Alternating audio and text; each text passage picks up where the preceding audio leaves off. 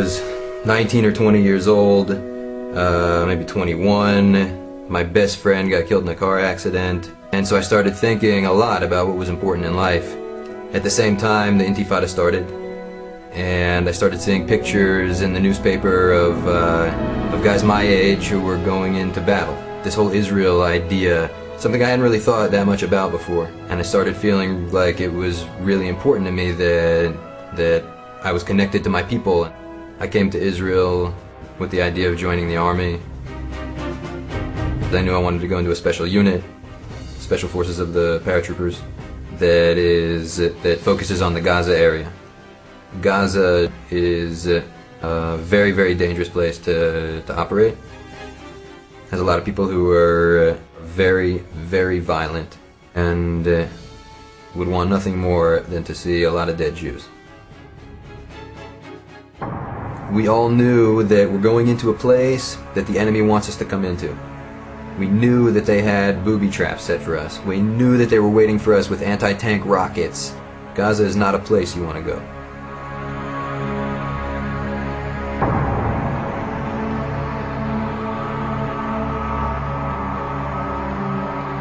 Hundreds of soldiers all around us, and we're all getting ready to go inside, and tanks driving by, and chaos. 15 minutes, be ready to move out. Have your gear on you, paint your face, everything, you're ready to go. There's this line of soldiers, like as far as you can see, walking toward the border of Gaza.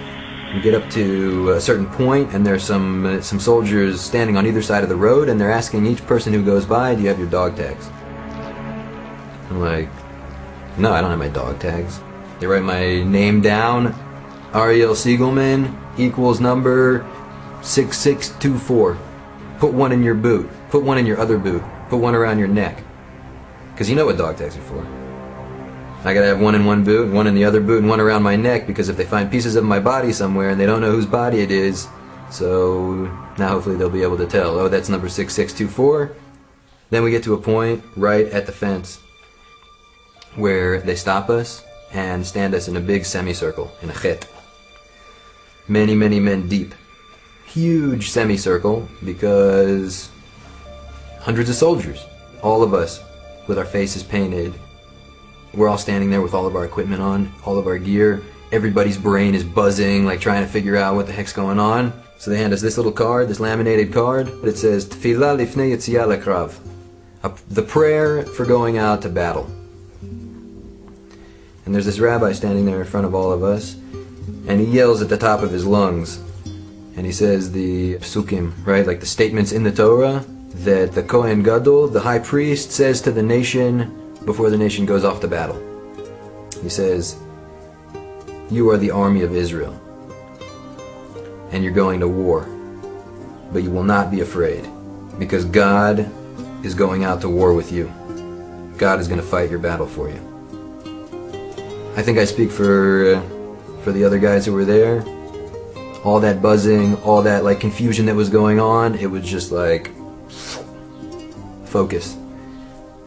We went into Gaza, and God went into Gaza with us.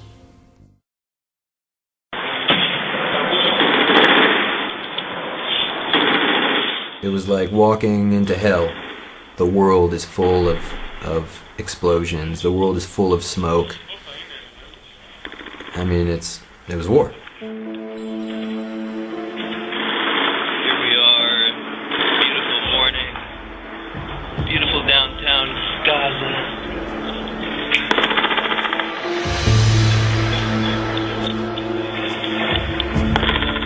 I would not have been surprised if there were dozens of dead men.